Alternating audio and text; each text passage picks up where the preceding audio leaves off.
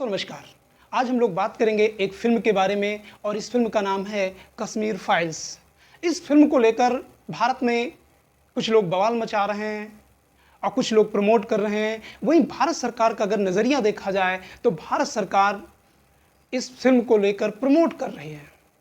वहीं अगर कुछ राज्यों को देखा जाए तो कुछ राज्य इस पे टैक्स फ्री कर रहे हैं, तो वहीं दूसरी तरफ कुछ ऐसे भी राज्य हैं जो इस फ़िल्म पर प्रतिबंध लगा रहे हैं।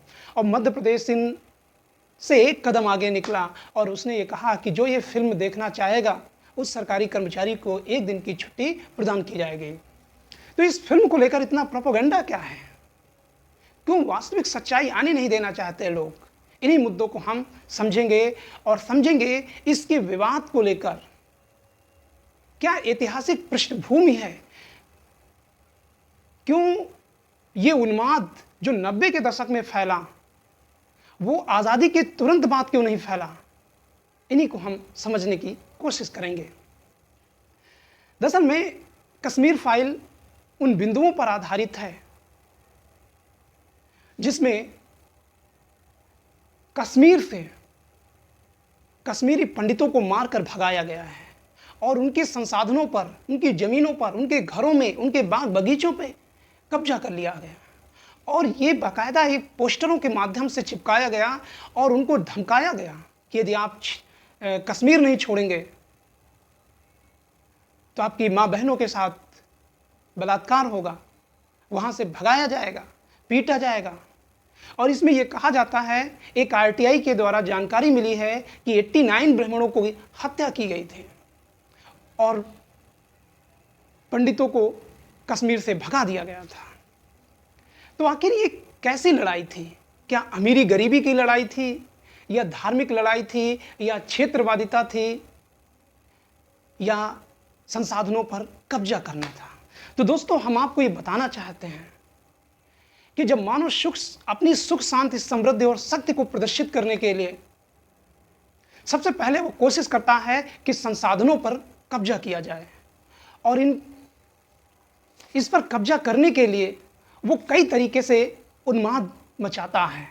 वो धार्मिक कट्टरता पर बल देता है, सांप्रदायिकता को फैलाता है, जातिवाद को फैलाता है, क्षेत्रवाद को फैलाता है और क्षेत्रवाद को फैलाकर अपने अस्तित्व को बचाने का प्रयास करता है। इसी तरीके के बिंदुओं पर आधारित है यहां का मुद्दा। तो इस मुद्दे की हम ऐतिहासिक पृष्ठभूमि पर जब जाते हैं तो ये पता चलता है कि कश्मीर में प्रारंभ में 3 वर्गों का प्रभुत्व था, जिनमें से सबसे पहला वर्ग था सिख, जो महाराजा रणजीत सिंह के समय से ही डोगरा सरदार जैसे, लाल सिंह जैसे लोग कश्मीर में जमींदारी व्यवस्था के तहत वहां की प्रशासनिक व्यवस्था को देखते थे। वही एक दूसरा वर्ग था हिंदुओं में जो बहुसंख्यक थे वो थे पंडित और ये मध्यस्थ वर्ग के रूप में आता था। और एक तीसरा वर्ग था मुस्लिम, और मुस्लिम जो है खेतिहर मजदूर था। और इस खेतिहर मजदूरों के पास संसाधन नहीं थे, आय के साधन नहीं थे। और सबसे जो बड़ा प्रबल वर्ग था वो था सिख। सबसे पहले मुसलमानों की सहायता से यहां पर सिखों को भगाया जाता है,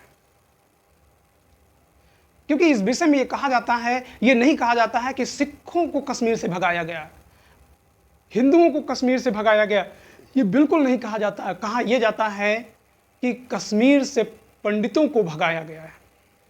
उसके पीछे रीजन यही है कि सबसे पहले संसाधनों पर कब्जा करने के लिए सिखों को वहां से मारकर भगाया गया और इसको भगाने में 2 वर्गों का हाथ था, जिनमें से ब्राह्मण थे और दूसरे थे मुस्लिम।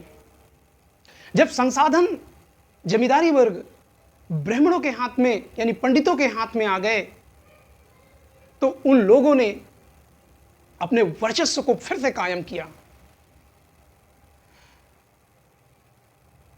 आजादी के 3 दशक बीत चुके थे और जब 1990 के आसपास 85 के आसपास चुनाव होते हैं तो यहां पर जगमोहन को नियुक्त किया जाता है और ये चुनाव के बारे में कहा जाता है कि इस चुनाव में बहुत ज़्यादा धांधली हुई थी, लोगों को मारा गया, प्रताड़ित किया गया, बूथ कैप्चरिंग हुई। इससे वहाँ के लोगों का विश्वास खत्म हुआ, लोकतंत्र पे विश्वास खत्म हुआ।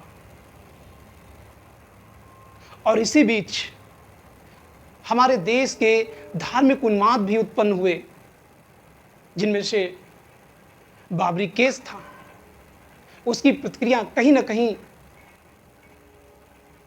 जम्मू कश्मीर में भी हुई। और ये आतंकी जो घटनाएं हुई हैं कश्मीर में, वो पहली बार 1985 से देखने को मिलता है। और उसके बाद 90 के दशक में जब ये चुनाव हुए और इस तरीके की धांधली हुई, तो वहाँ के लोगों ने जब विश्वास टूटा और इसी विश्वास को जगाने का प्रयास किया, पाकिस्तानी आतंकी संगठन और वहाँ की खुफिया एजेंसी ने जो कश्मीर के नवयुवकों को बुलाकर प्रशिक्षण दिया, आतंकी संगठन के रूप में उनको कन्वर्ट कर दिया, उनको हथियार प्रदान किए। और जब ये कन्वर्टेड आतंकवादी जब कश्मीर में आए तो इन आतंकियों ने पोस्टर के माध्यम से ये बताया कि कश्मीरी पंडितों, तुम्हारे लिए कश्मीर सुरक्षित नहीं है, आप 24 घंटे के अंदर जितनी जल्दी हो सके कश्मीर को छोड़ दो। इसका विरोध ऐसा नहीं है कि वहाँ के मुसलमानों ने नहीं किया है, मुसलमानों ने भी किया। और जिन कश्मीरी मुसलमानों ने अमन की बात की, उनको भी आतंकवादियों ने मार दिया। इस फिल्म को लेकर भारत सरकार ये बताना चाहती है कि भारत सरकार का जो वास्तविक सच है वो सामने आए।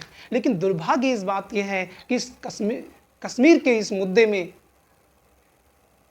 वास्तविक पहलू नहीं दिखाए जा रहे हैं। इससे देश में उन्माद बढ़ेगा, लोगों का विश्वास खत्म होगा। और अभी तक ये काम पाकिस्तानी एजेंसी करती थी भारत में आके, अब वही काम भारत के लोग उन्माद फैलाने की कोशिश कर रहे हैं।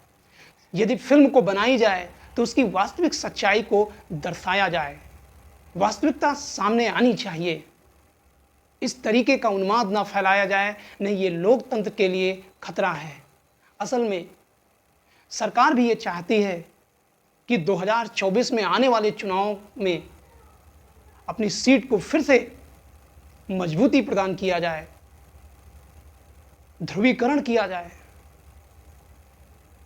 तो दोस्तों, ये आपको जानकारी कैसी लगे?